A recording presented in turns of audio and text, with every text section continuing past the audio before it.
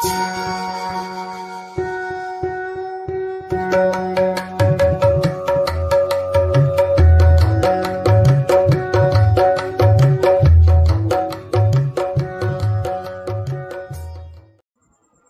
नमो नमः। आज हम कक्षा अष्टमी की पुस्तक सुरभि का छठा पाठ पढ़ेंगे, जिसका शीर्षक है मधुराणि वचनानि। आइए हम पाठ शुरू करते हैं।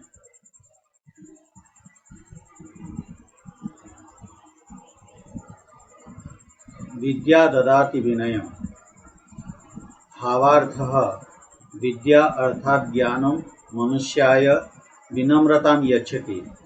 जनाः विद्याः नम्रतां प्राप्नुवन्ति, अतः विद्यां प्राप्य अभिमानं मा कुरुत। अर्थ: विद्या ज्ञान मनुष्य को विनम्रता देती है। लोग विद्या से नम्रता शालीनता प्राप्त करते हैं। विद्या प्राप्त कर अभिमान घमंड मत करो। जननी जन्मभूमिश्च स्वर्गादपि गरीयसी।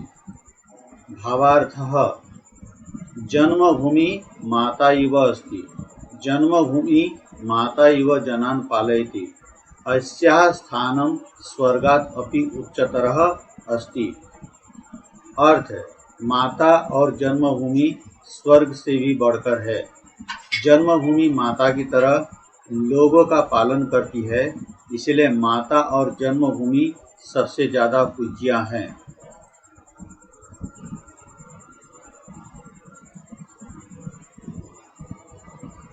बुद्धिर्यस्य बलं तस्य। भावार्थः बुद्धि एव मनुष्यस्य वास्तविकं बलम् अस्ति। बुद्ध्या एव मनुष्यः शक्तिं प्राप्नोति। अतः यः बुद्धिमान् अस्ति सः वस्तुतः शक्तियुक्तः अस्ति। अर्थ: बुद्धि ही मनुष्य की वास्तविक शक्ति है। बुद्धि से ही मनुष्य शक्ति बल प्राप्त करता है। इसलिए जो बुद्धिमान चतुर कुशल हैं, वही वास्तव में बलशाली है। सर्वस्य लोचनम शास्त्रम। भावार्थः शास्त्राणां ज्ञानम एवं मनुष्यस्य वास्तविकं नेत्रमस्ति। ज्ञान शक्त्या एवं मानवस्य कार्याणि सिद्ध्यन्ति। अतः शास्त्राणां ज्ञानं प्राप्तुं सदैव तत्पराः भवेयुः। अर्थ: शास्त्र का, अच्छे ग्रंथों का ज्ञान अर्थात बोध, आत्मज्ञान ही मनुष्य की वास्तविक असली आँख है। विवेक से ज्ञान शक्तियाँ ही मनुष्य के कार्य सिद्ध पूर्ण होते हैं। इसलिए शास्त्र का ज्ञान प्राप्त करने के लिए नित्य हमेशा तैयार रहना चाहिए।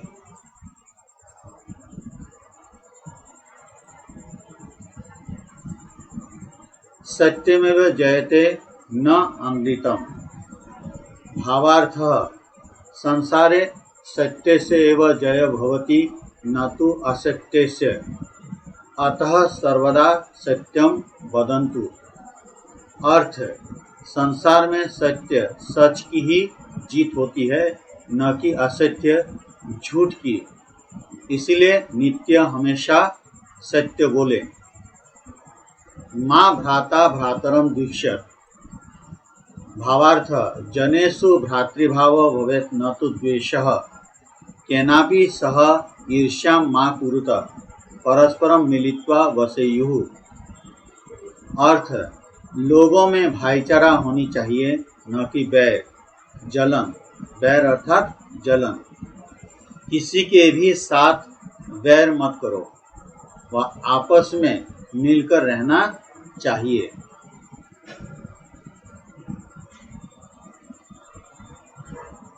आलस्यम ही मनुष्याणां शरीरस्थो महान् रिपुः।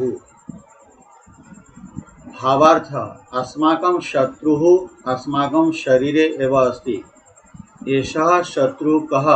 आलस्यम्। आलस्यम् एव वस्तुतः अस्माकं शत्रु अस्ति। अलम आलस्यम मा कुरुत। अर्थ: हमारे शत्रु दुश्मन हमारे शरीर में ही है। यह शत्रु कौन है? आलस्यता अर्थात सुस्ती, निकम्मापन। आलस्यता ही वास्तव में हमारा शत्रु है, इसलिए आलस्यता नहीं करनी चाहिए। शरीर माध्यम खलु धर्म साधनम। भावार्थ वयं सर्वाणि कार्याणि शरीरेण एव कुर्मः। शरीरम एव अस्माकं सर्वेषाम् एव कर्तव्यानां प्रमुखं साधनम् अस्ति। धर्मस्य पालनस्य साधनम् अस्ति। अतः शरीरेण सदा स्वस्थः भवेयुः। अर्थ, हम सभी काम शरीर के द्वारा ही करते हैं। शरीर ही हमारे सभी कर्तव्य अर्थात करने योग्य कर्म का मुख्य साधन है। धर्म का पालन करने का भी मुख्य साधन शरीर ही है। इसीलिए शरीर से ही हमें सदा स्वस्थ रहना चाहिए।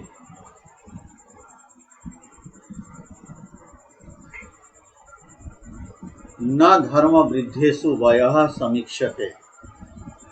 भावार्थ ये ज्ञानिनः सन्ति, गुणिनः सन्ति, कर्तव्य पालने च सिद्धाः सन्ति। तेषां ज्ञानस्य गुणानां कर्तव्य पालनस्य शक्ते एव महत्त्वं भवति। ते यदि बालाः अपि भवन्ति तथापि पूजा योग्याः सम्मान योग्या च सन्ति। अर्थ, जो विद्वान हैं, गुणवान अर्थात योग्य है, कर्तव्य के पालन में कुशल है, उनके ज्ञान अर्थात विवेक का, गुणों का, कर्तव्य पालन की शक्ति का ही महत्व होता है। वे यदि बच्चे भी होते हैं तब भी सम्मान के योग्य तथा पूजा के योग्य होते हैं। सर्वे भवन्तु सुखिनः। भावार्थः अस्मिन् संसारे सर्वे सुखं प्राप्नुयुः इति एव अस्माकम् इच्छा अस्ति। अस्मिन् संसारे कोऽपि दुखी न भवेत्, सर्वे सुखयुक्ताः भवेयुः।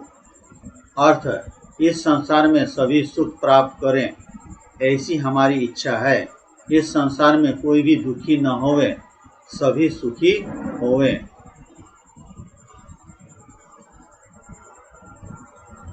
अभ्यासः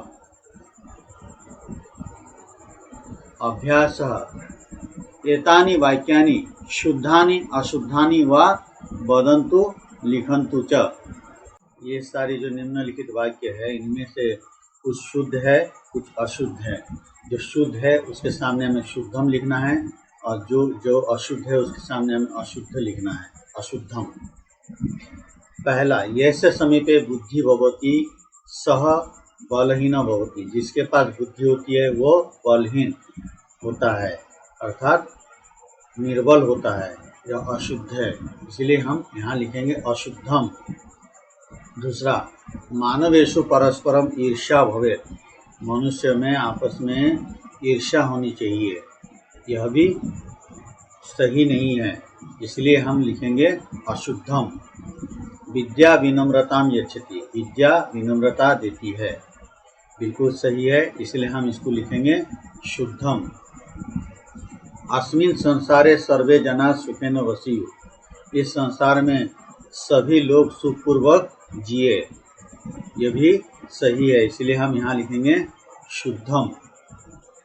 मातो स्थानम स्वर्गात् श्रेष्ठम भवति। माता का स्थान स्वर्ग से भी ऊंचा होता है, यह भी सही है, इसलिए हम यहाँ पर शुद्धम लिखेंगे। नराणाम महान शत्रु आलस्यम अस्ति। मनुष्य का महान शत्रु अर्थात सबसे बड़ा शत्रु अर्थात दुश्मन आलस्यता है, यह भी सही है, इसलिए हम यहाँ पर शुद्धम लिखेंगे। मंजूषायाः उचितम विपरीत पदम चित्वा लिखन्तु। ये जो मंजूषा दी गई है, इसमें से जो उचित विपरीत पद अर्थात विलोम शब्द है उसको चुन करके हमें लिखना है। यहाँ आलस्यम, उसका विपरीत है परिश्रमम। सुखिनः, इसका विलोम शब्द है दुखिनः। रिपुः, इसका विलोम शब्द है मित्रम। धर्मः, इसका विलोम शब्द है अधर्मः। सत्यम, इसका विलोम शब्द है असत्यम। मंजूषायाः उचितम पर्याय पदम चित्वा लिखन्तु। मंजूषा, ये जो मंजूषा दी गई है इसमें से जो उचित पर्यायवाची शब्द है उसको चुन करके हमें यहाँ लिखना है। भवन्तु का संतु, समीक्षते गण्यते, अमृतम असत्यम, बुद्धि मति, लोचनम नेत्रम। एतेषां प्रश्नानाम उत्तराणि एक पदेन वदन्तु लिखन्तु च। इन प्रश्नों के उत्तर एक पद में बोलिए और लिखिए। लोके किम जयति, इस संसार में किसकी जय होती है या कौन जीतता है? उत्तर है सत्यम। दूसरा, वास्तविकम बलम किमस्ति, वास्तविक बल क्या है? बुद्धि ही, जिसके पास बुद्धि है उसी के पास बल है। विनयम का ददाति, विनम्रता कौन देती है? यहाँ पर विद्या है, विद्या विनम्रता देती है। शरीर से महान रिपु का अस्ति, शरीर का महान रिपु अर्थात दुश्मन कौन है? आलस्यम है, अर्थात आलस्यता है। किम सर्वस्य लोचनम, सबकी आंख है, क्या है? शास्त्र है, यहाँ पर शास्त्र होगा। एतेषां प्रश्नानाम उत्तराणि पूर्ण वाक्य न वदन्तु लिखन्तु च। इन प्रश्नों के उत्तर पूर्ण वाक्य में बोलिए और लिखिए। केषु परस्परम द्वेष न भवेत्, किनमें आपस में द्वेष नहीं होना चाहिए? जनेषु परस्परम द्वेष न भवेत्, लोगों में आपस में द्वेष नहीं होना चाहिए। जननी जन्मभूमिश्च कस्मात् गरीयसे, जननी और जन्मभूमि किससे ज़्यादा बड़ी है? जननी जन्मभूमिश्च स्वर्गादपि गरीयसे, जननी और जन्मभूमि स्वर्ग से भी बड़ी है, अर्थात स्वर्ग से भी ज़्यादा श्रेष्ठ है। के सुखी न भवन्तु, कौन सुखी होवे? सर्वे सुखी न भवन्तु, सभी सुखी होवे। आद्यम धर्म साधनम की, जो प्रारंभ का धर्म का प्रारंभिक साधन क्या है? आद्यम धर्म साधनम शरीरम, धर्म का प्रारंभिक साधन है शरीर। यदि किसी का शरीर सक्षम नहीं है, समर्थवान नहीं है, वो धार्मिक नहीं हो सकता, रोगी व्यक्ति धार्मिक नहीं हो सकता। केशु वय न समीक्षते, इनमें उम्र नहीं देखी जाती है, उम्र की गिनती नहीं करती है, आयु की गिनती नहीं करती है। धर्म वृद्धिषु वयः न समीक्षते, जो धर्म वृद्ध है अर्थात ज्ञान वृद्ध है, उनमें उम्र नहीं देखी जाती है, अर्थात आयु नहीं देखी जाती है। अर्थात जो धर्म वृद्ध है अर्थात ज्ञान वृद्ध है, वे अगर आयु से छोटे भी होते हैं, आयु में छोटे भी होते हैं, तब भी वे सबके लिए पूजनीय हैं, सबके लिए जो है वंदनीय हैं। स्थूल पदम आदृत प्रश्न निर्माण कुर्वन्तु, जो मोटे मोटे पद है उनको आधार मान करके प्रश्न निर्माण करना है। जन्मभूमि माता इव अस्ति, यहाँ पर जन्मभूमि स्त्रीलिंग में है, प्रथमा विभक्ति एक वचन में है, इसीलिए यहाँ पर हम क्या करेंगे? का माता इव अस्ति। संसारे सत्यस्य जय भवति, संसार में सत्य की जय होती है। तो यहाँ पर संसारे सत्यस्य, यह षष्ठी विभक्ति एक वचन का है, इसलिए हम भी यहाँ पर षष्ठी विभक्ति एक वचन में प्रयोग करेंगे नपुंसकलिंग में। तो संसारे कस्य जय भवति।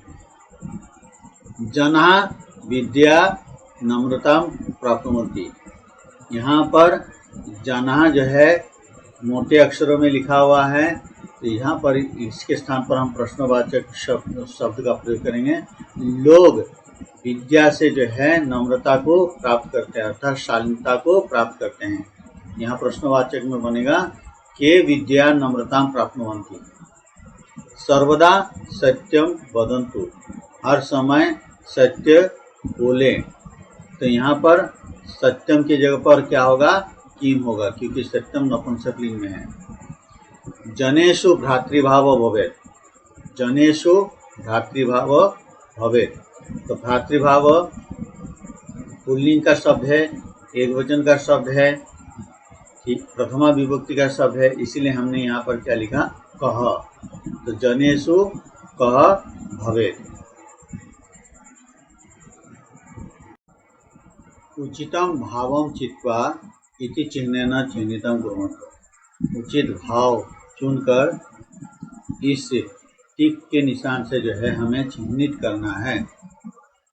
क सर्वस्य लोचनम शास्त्रम, लोके सर्वेषां नेत्रद्वयं भवति, यह सही उत्तर नहीं है, इसीलिए हम टिक नहीं करेंगे। ज्ञानम सर्वेषां नेत्रम भवति, यह बिल्कुल सही है, ज्ञान सभी का जो है नेत्र है, अर्थात आँख है।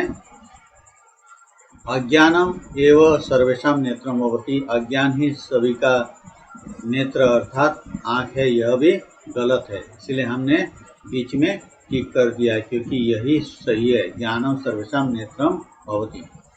बुद्धिर्यस्य बलम तस्य, जिसके पास बुद्धि है उसके पास बल है। बुद्धिमान मनुष्य बलहीन भवति, जो बुद्धिमान मनुष्य होता है वो बलहीन अर्थात निर्बल होता है, यह गलत है, इसलिए हमने यहाँ पर टिक नहीं किया। सर्वे बुद्धिमन्तः सन्ति, सभी बुद्धिमान हैं, यह भी गलत है, सभी बुद्धिमान नहीं है, इसलिए हमने यहाँ टिक नहीं किया। यस्य समीपे बुद्धि भवति सह एव बलवान भवति, जिसके पास बुद्धि होती है वही बलवान होता है, बिल्कुल सही है, यह सही उत्तर है, इसलिए हमने यहाँ पर टिक कर दिया है। मंजूषायाम प्रदत्त पदे अधोलिखितम भावम पूरयत, ये जो मंजूषा दी गई है, इन शब्दों के द्वारा, इन पदों के द्वारा हमें जो है इस श्लोक को हमें पूर्ण करना है। सर्वे भवन्तु सुखिनः, इसका जो भावार्थ है यहाँ पर दिया हुआ है, इस श्लोक को हमें जो है यहाँ पर भावार्थ के द्वारा, जो श्लोक का अंश दिया हुआ है उसको हमें भावार्थ के द्वारा यहाँ पर पूर्ण करना है, तो हमने यहाँ पर लिख दिया है। भावार्थ, अस्मिन् संसारे सर्वे सुखम प्राप्नुयुः इति एव अस्माकं इच्छा अस्ति। अस्मिन् संसारे कोऽपि दुखी न भवेत्, सर्वे सुखयुक्ताः भवेयुः। मूल्यात्मकः प्रश्नः, मूल्यात्मक प्रश्न, जननी जन्मभूमिश्च स्वर्गादपि गरीयसी इति सुक्त्या भावम् अवगत्य वदन्तु लिखन्तु च यत् भवान् भवति स्वजन्मभूमिं प्रति किं किं कर्तुं शक्नोति। जननी जन्मभूमिश्च स्वर्गादपि गरीयसी, इस सुक्ति के भाव को समझकर आप बोलिए और लिखिए कि आप अपनी जन्मभूमि के प्रति क्या क्या करने के लिए तैयार है, अर्थात आप क्या क्या कर सकते हैं। न धर्म वृद्धिषु वय समीक्ष्यते इति सुक्तिम आधृत्य भवान् भवति कस्यापि दृश्यस्य जनस्य विषय लिखन्तु वदन्तु च। अल्पवयसी, यह अल्पवयसी एवं सम्मानं प्राप्तवान।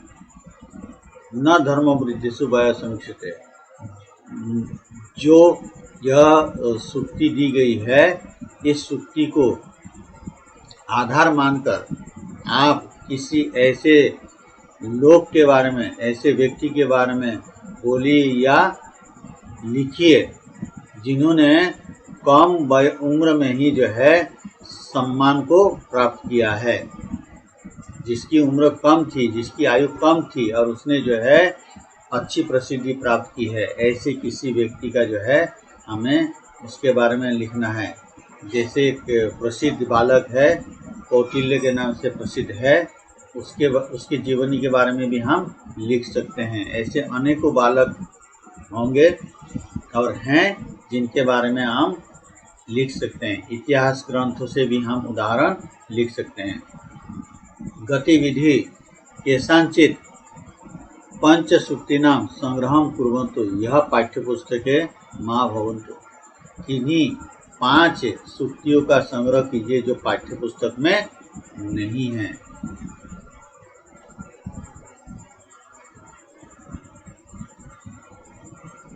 व्याकरणम, व्याकरणम विशेषणम विशेष्यम च, आज हम व्याकरण में विशेषण और विशेष्य के बारे में पढ़ेंगे। एतानि पदानि पठन्तु वदन्तु च, इन पदों को पढ़िए और बोलिए। यहाँ दो भाग दिए हुए हैं, एक भाग में विशेषण पद दिए हैं और एक भाग में विशेष्य पद दिए हैं। इनको हम पढ़ें उससे पहले हम विशेषण और विशेष्य की परिभाषा समझ लेते हैं।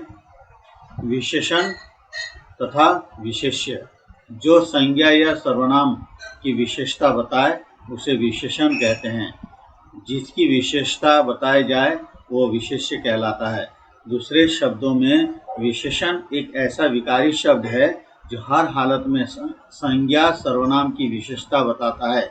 जैसे काला घोड़ा, कृष्ण अश्वः, यहाँ कृष्ण विशेषण है और अश्व विशेष्य है।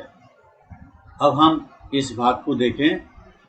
नीलः आकाशः, नीला आकाश, यह नीलः जो है विशेषण है किसका? आकाश का। आकाश की विशेषता बताने वाला यह पद है। कैसा आकाश? नीला आकाश। तो इधर जितने भी शब्द है ये सब विशेषण है और इधर जितने भी शब्द है ये सब विशेष्य है। श्वेतः कपोतः, सफेद कबूतर। चतुरः बालकः, चालाक बालक। चतुरा बालिका, चालाक बालिका। मधुरम फलम, मधुर अर्थात मीठा फल। मधुराणि फलानि, बहुत सारे मीठे फल। शीतलः वायुः, ठंडी हवा। शीतला छाया, ठंडी छाया। पीतम वस्त्रम, पीला वस्त्र। बलवान सिंह, बलवान शेर। ऊपर लिखितेषु पदेषु क स्तंभे विशेषण पदानि सन्ति। ऊपर लिखे हुए ये जो क स्तंभ है इसमें सब विशेषण पद है। ख स्तंभे च विशेष्य पदानि, और ख स्तंभ में विशेष्य पद है। क स्तंभस्य पदानि, ख स्तंभस्य पदानां वैशिष्ट्यं बोधयन्ति।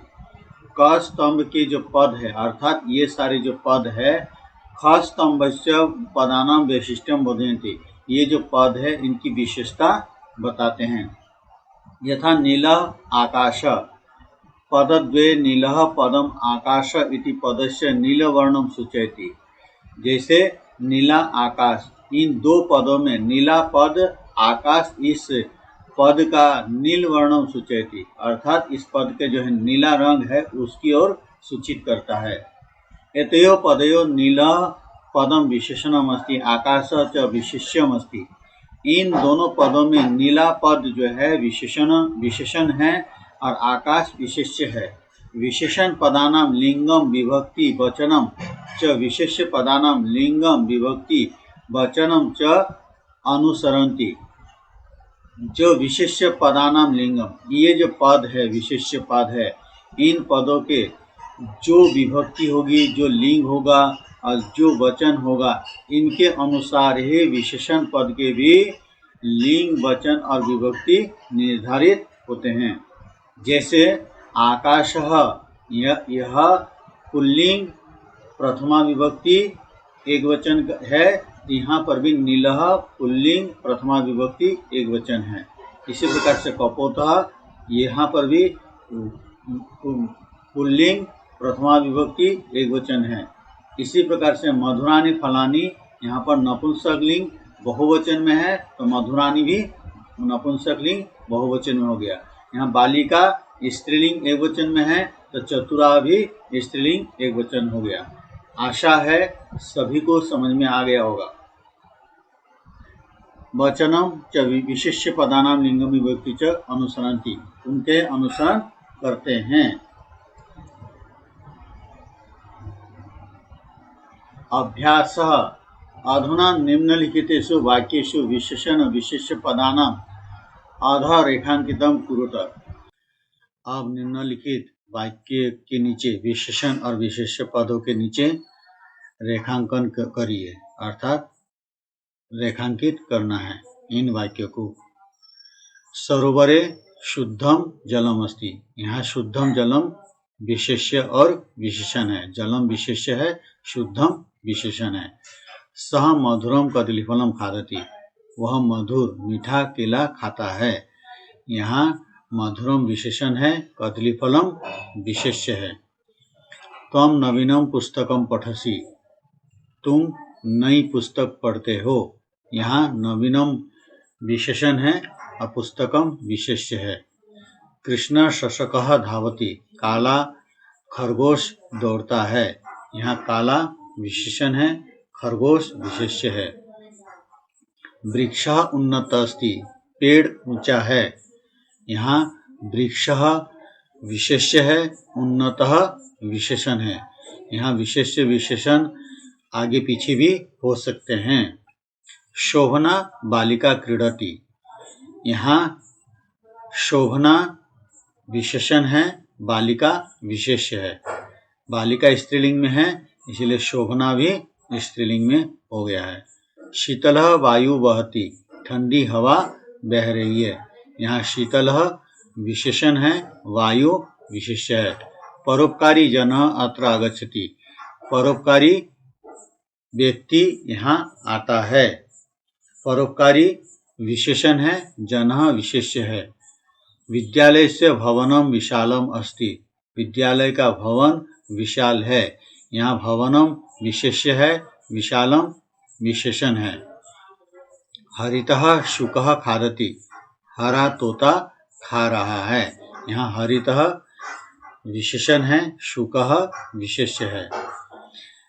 उपरिलिखितेषु वाक्येषु विशेषण पदानि विशेष्य पदानि च चित्वा अतः लिखन्तु। उपरिलिखित वाक्य, जो ऊपर लिखे हुए वाक्य है, उनमें जो विशेषण और विशेष्य पद है उनको चुन करके यहाँ लिखना है। हमने यहाँ के स्थान पर न लिख करके इधर हमने लिख दिया है। विद्यार्थी अपने अनुसार यहाँ पर लिख लेंगे। विशेषण पदानि विशेष्य पदानि। शुद्धम जलम, पहले में शुद्धम जलम है तो शुद्धम जलम, दूसरे में मधुरम करलीफलम, मधुरम करलीफलम। फिर नवीनम पुस्तकम, नवीनम पुस्तकम। कृष्ण शशकः, कृष्ण शशकः। वृक्षः उन्नतः, तो उन्नतः वृक्ष, यहाँ विशेषण उन्नत है, वृक्ष विशेष्य है। शोभना बालिका, शोभना बालिका। शीतल वायु, शीतल वायु। परोपकारी जनः, परोपकारी जनः। भवनम विशालम, यहाँ भवनम विशेष्य है, विशालम विशेषण है। हरितः शुकः, हरा तोता। हरितः शुकः विशेषण हरितः है, शुकः विशेष्य है।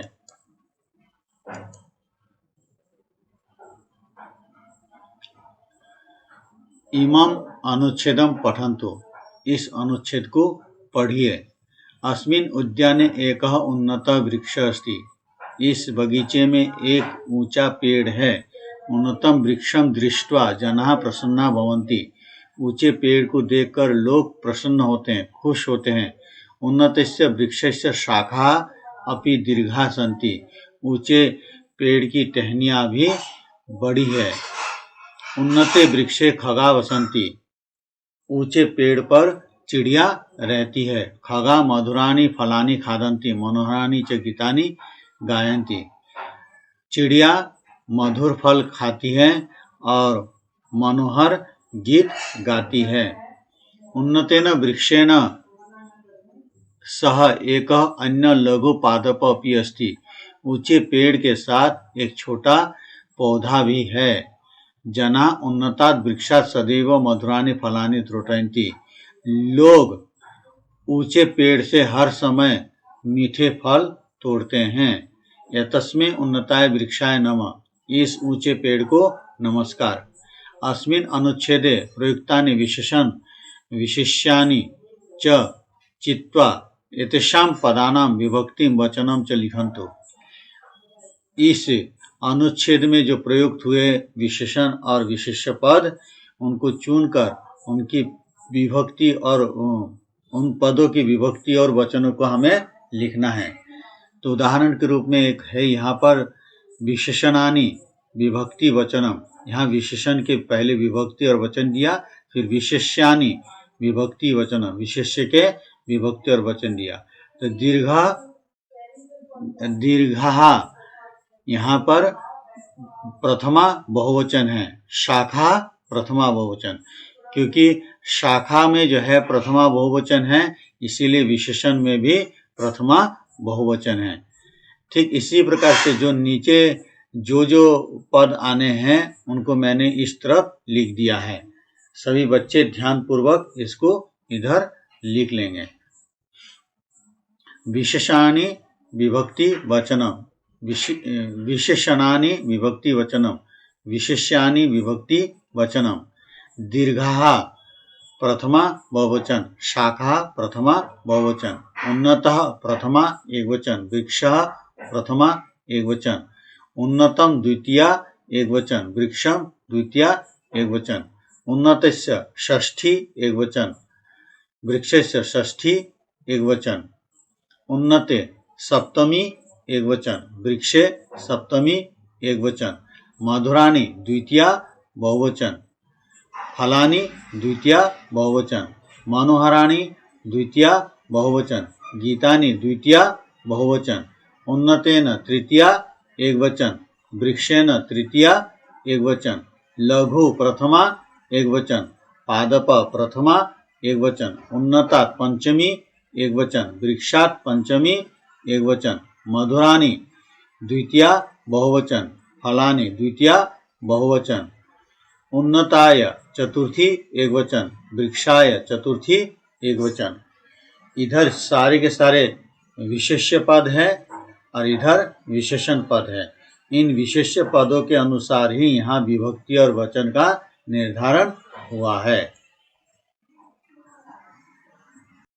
वर्ण संयोग संधि च, वर्ण संयोग और संधि। निम्नलिखित पदानि पश्यन्तु, निम्नलिखित पदों को देखिए। पंडितानुपाश्रयति, पंडितान उपाश्रयति, नलिनी दलमिव, नलिनी दलम जोड़ इव, करोत्येव, करोति जोड़ एव, अद्यैव, अद्य जोड़ एव, यथेष्टम, यथा जोड़ इष्टम। इन पदों में संयोग भी है और संधि भी है। अब हम पहले संयोग और संधि का भेद समझ लेते हैं। संयोग वर्णों को मिलाकर शब्द या पद बनाना ही वर्ण संयोजन अथवा संयोग कहलाता है, तथा शब्द या पदों में प्रयुक्त वर्णों को अलग अलग दिखाना वर्ण व्यूजन है। संधि दो वर्णों के अति निकटता के कारण उनके मेल से जो विकार होता है उसे संधि कहते हैं। जब हम संधि युक्त पद को अलग अलग करते हैं उसे विच्छेद कहते हैं। साधारण तौर पर अगर हम देखते हैं, संयोग में जब हम दो वर्णों को मिलाते हैं तो वहाँ कोई विकार या कोई बदलाव नहीं होता है। जब हम संधि करते हैं, दो वर्णों को जब हम मिलाते हैं तो वहाँ पर विकार उत्पन्न होता है, अर्थात कोई ना कोई बदलाव होता है। अत्र वयम पश्यामः हलंत न जोड़ उ नु, म हलंत म जोड़ ई जोड़ ए ये, आ जोड़ ए, आ जोड़ ई ए। अयम वर्ण संयोग अथवा संधि अस्ति, यह वर्ण संयोग या संधि है। जैसे मैंने पहले कहा, यहाँ वर्ण संयोग भी है और संधि भी है। अधुना वयम पठिष्यामः यत् वर्ण संयोगस्य अथवा संधे कः अभिप्राय। अब हम पढ़ेंगे कि वर्ण संयोग या संधि का क्या अभिप्राय है। जो मैंने अभी बताया है उसको एक बार पुनः पढ़ेंगे। वर्ण संयोग, वर्ण संयोग यदा द्वयोः वर्णयोः मेलनेन किंचित अपि परिवर्तनम न भवति तदा संयोग भवति। जब दो वर्णों के मेल से कुछ भी परिवर्तन नहीं होता है तब संयोग होता है। जैसे अहम अपि, अहम जोड़ अपि, अत्र हलंत म जोड़ अ, वर्णयोः संयोग अस्ति। यहाँ हलंत म और अ का संयोग है।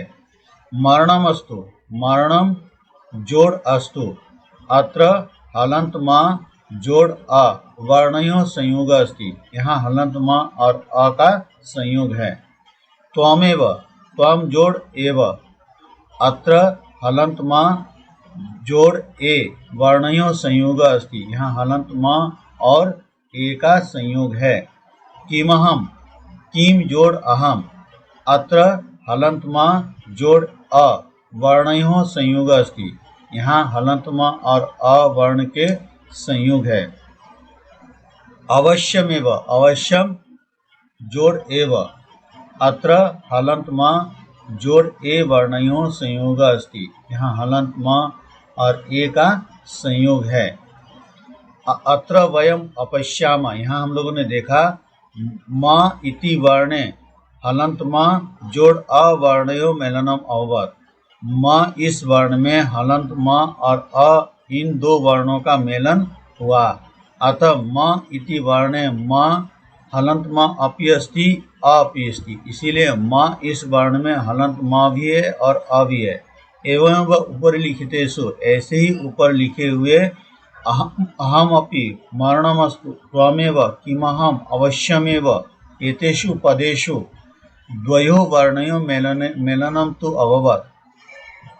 इन अहमपि मरणमस्तु त्वमेव किमहम अवश्यमेव, इन पदों में एतेषु पदेषु, इन पदों में द्वयोः वर्णयों दो वर्णों का मेलन तो हुआ, किंतु किंचित अपि परिवर्तनम न अभवत्, लेकिन कुछ भी परिवर्तन नहीं हुआ। अतः एतेषु संयोग अस्ति, इसलिए इनमें संयोग है।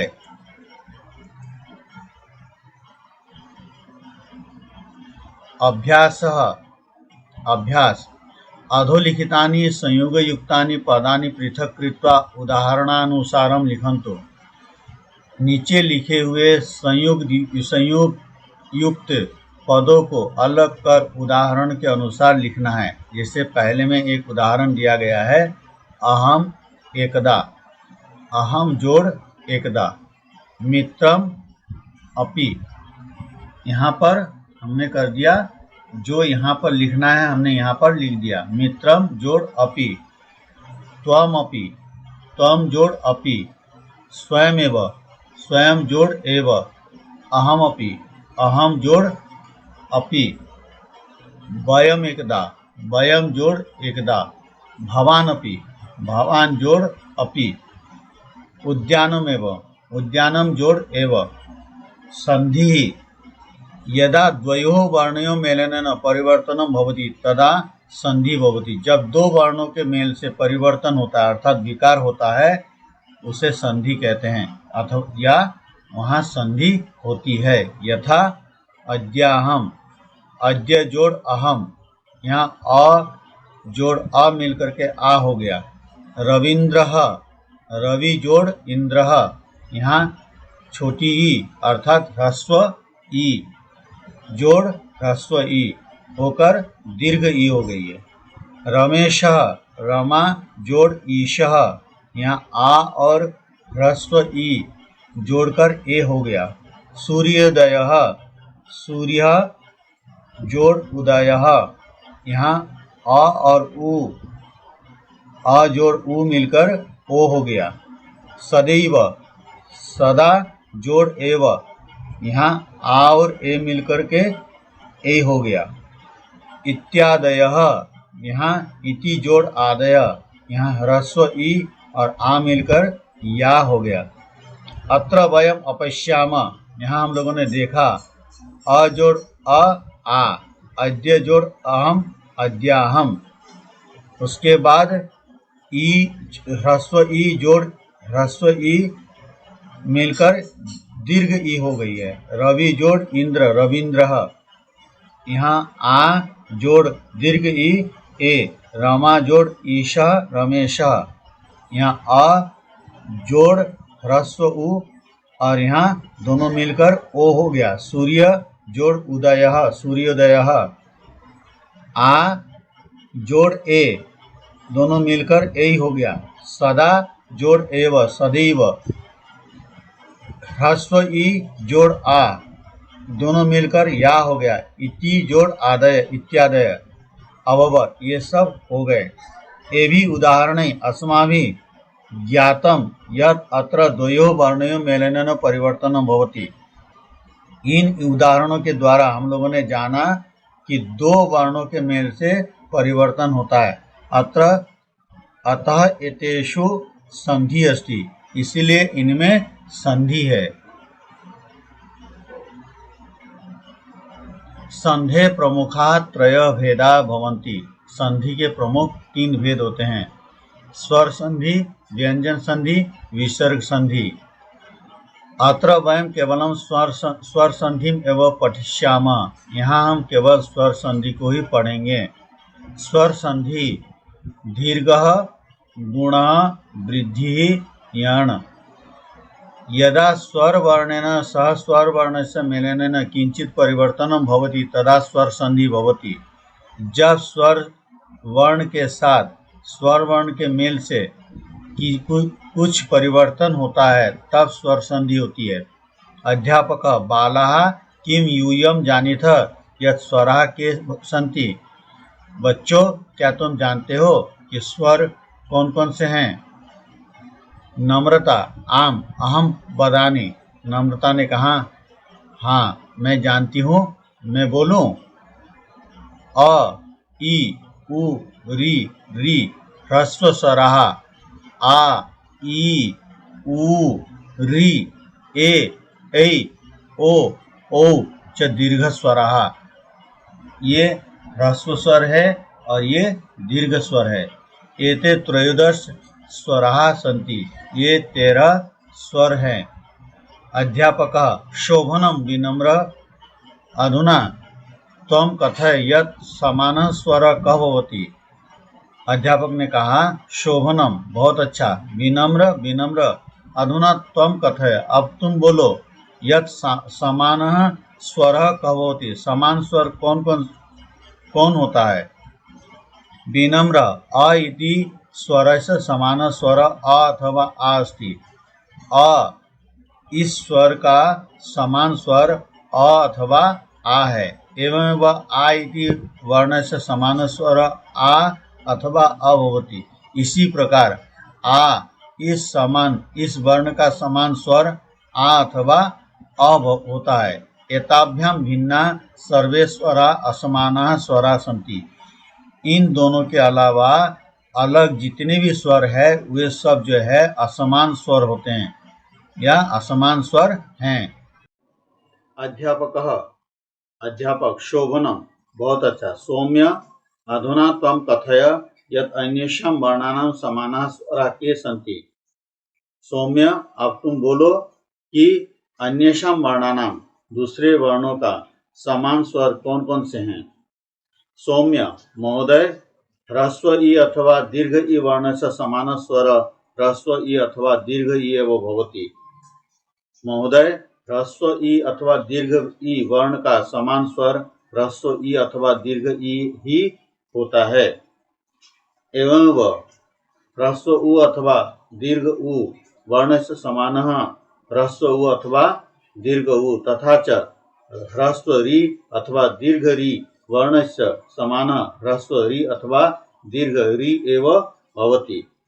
ऐसे ही ह्रस्व उ अथवा दीर्घ उ वर्ण का समान ह्रस्व उ अथवा दीर्घ उ और ह्रस्व री अथवा दीर्घ री वर्ण का समान ह्रस्व री अथवा दीर्घ री ही होते हैं। दीर्घ संधि इदानीम एताम तालिकां पश्यन्तु। अब इस तालिका को देखिए। पूर्व पदस्य अंतिम वर्ण पर पदस्य प्रथम वर्ण मिलित्वा भवति। पूर्व पदस्य अंतिम वर्ण अर्थात पहले पद का अंतिम वर्ण, पर पदस्य प्रथम वर्ण अर्थात उत्तर पद का प्रथम वर्ण, और दोनों वर्ण मिलकर के जो नया वर्ण बनना है वो मिलित्वा भवति के नीचे दिया हुआ है। अ अथवा आ जोड़ अ अथवा आ बराबर आ। ह्रस्व ई अथवा दीर्घ ई जोड़ ह्रस्व ई अथवा दीर्घ ई बराबर दीर्घ ई। ह्रस्व उ अथवा दीर्घ उ जोड़ ह्रस्व उ अथवा दीर्घ उ बराबर दीर्घ उ। ह्रस्व री अथवा दीर्घ री जोड़ ह्रस्व री अथवा दीर्घ री बराबर दीर्घ री।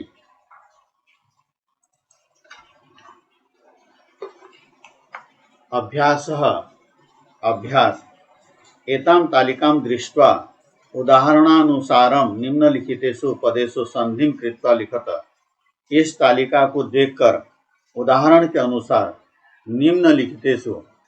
निम्नलिखित पदेषु संधिं कृत्वा लिखत। निम्नलिखित जो पद है उनमें संधि करके हमें लिखना है। तो एक उदाहरण दिया हुआ है इन्होंने, उसके अनुसार जो है हमें खाली स्थानों को भरना है। तो कौन कौन सा क्या है उसको हमें एक बार देख लेना है। पूर्व पदम, परपदम, पूर्व पदस्य अंतिम वर्ण, परपदस्य प्रथम वर्ण, परिवर्तित वर्ण, संधियुक्त पदम। पूर्व पद जो यहाँ दिए हुए शब्द है, पद है, यह है पूर्व पद। पर पदम जो इधर दिए हैं अर्थात उत्तर पद। और पूर्व पदस्य अंतिम वर्ण जो पूर्व पद का सत्य के बाद का अंतिम वर्ण कौन सा है? अ है। और पर पदस्य प्रथम वर्ण अर्थ का पहला जो है अक्षर क्या है? अ है। तो और अ मिलकर के परिवर्तित वर्ण, विकार युक्त वर्ण जो बदला हुआ वर्ण है वो आ है। और इनको जोड़ करके सत्य जोड़ अर्थ, इसके बाद संधि करने के बाद जो शब्द बना है वो बना है सत्यार्थः। यहाँ पर दीर्घ संधि हुई है। ठीक ऐसे ही औरों को हम देख लेंगे। ठीक ऐसे तथा जोड़ अपि, यहाँ तथा में पूर्व पद का अंतिम वर्ण है आ, और अपि में पर पद का प्रथम वर्ण है अ, और दोनों मिलकर के आ हुआ है। और यहाँ पर क्या हुआ? तथापि। ठीक इसी प्रकार से हिम प्लस हिम जोड़ आलयः, यहाँ पूर्व पद का अंतिम वर्ण है अ, और उत्तर पद का प्रथम वर्ण है आ, और दोनों मिलकर के आ हुआ है हिमालयः। ठीक ऐसे औरों को भी देखना है। विद्या जोड़ अर्थी, विद्यार्थी। यहाँ पर और जो भी वर्ण आएंगे उनको हमने लिख दिया है, उसको आप लोग देख लीजिएगा। दया जोड़ आनंदः, दयानंदः। मुनि जोड़ इंद्रः, मुनीन्द्रः। रजनी जोड़ ईशः, रजनीशः। परी जोड़ ईक्षा, परीक्षा। मही जोड़ इंद्र, महींद्र। साधु जोड़ उक्ति, साधुक्ति। सिंधु जोड़ उर्मी, सिंधुर्मी। बधू जोड़ उत्सवः, बधूत्सवः। भू जोड़ ऊर्जा, भूर्जा। पितृ जोड़ ऋणम, पितृणम। मातृ जोड़ रिद्धि, मातृद्धि। ध्यातव्यम यत्, ध्यान देने योग्य है कि अत्र अ ह्रस्व इ ह्रस्व उ ह्रस्व रि एतेषां स्वराणां समान स्वरेण सह योगः भूत्वा द्वयोः एव स्थाने एक दीर्घ भवति।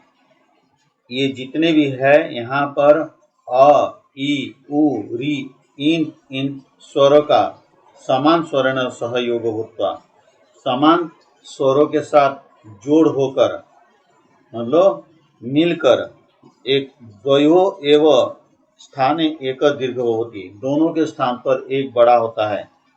अतः अत्र दीर्घ संधि अस्ति, यहाँ इसीलिए यहाँ दीर्घ संधि है। गुण संधि ही, गुण संधि। इदानीम एताम तालिकां पश्यन्तु, अब इस तालिका को देखिए। पूर्व पदस्य अंतिम वर्ण, पर पदस्य प्रथम वर्ण मिलित्वा भवति। पूर्व पद का अंतिम वर्ण और पर पदस्य अर्थात उत्तर पद का प्रथम वर्ण, और दोनों मिलकर के ये जो बनते हैं।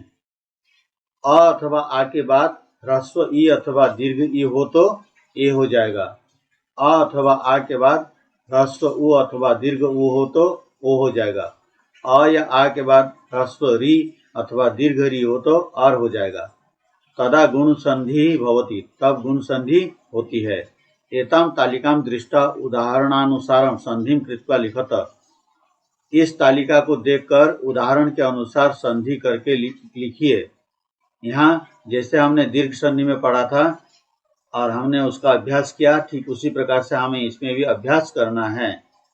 यहाँ पूर्व पदम है, परपदम, पूर्व पदस्य अंतिम वर्ण, परपदस्य प्रथम वर्ण, परिवर्तितः वर्ण, संधि युक्तम पदम। देव जोड़ इंद्र, यहाँ देव में अंतिम अक्षर अ है और इंद्र में प्रथम अक्षर ई है, और ई मिलकर के ए हो जाएगा और संधि पद जो है देवेंद्र होगा। परिवर्तित वर्ण ए हो गया, जैसे यहाँ पर दिखाया गया अ या आ के बाद ह्रस्व ई या दीर्घ ई हो तो ए हो जाएगा। तो यहाँ पर अ के बाद ह्रस्व ई है तो ए हो गया। ठीक इसी प्रकार से आगे को भी हम देखेंगे। नर जोड़ ईशः, नरेशः, रमा जोड़ इव, रमेव, महा जोड़ ईशः, महेशः, वन जोड़ उत्सवः, वनोत्सवः, जल जोड़ ऊर्मी, जलोर्मी, गंगा जोड़ उदकम, गंगोदकम, महा जोड़ ऊर्जा, मोहोर्जा, देव जोड़ ऋषि, यहाँ पर देव में अंतिम में अ है और उसके बाद ह्रस्व री है। अ और री मिलकर के जैसे यहाँ नियम दिया गया है उसी प्रकार से और हो जाएगा और शब्द बनेगा। संधि जो शब्द है पद बनने वाला है वह देवर्षि ही। ठीक इसी प्रकार से वर्षा जोड़ ऋतु, वर्षर्तु, वर्षा जोड़ ऋतु, वर्षर्तु, सप्त जोड़ ऋषि, सप्तर्षि।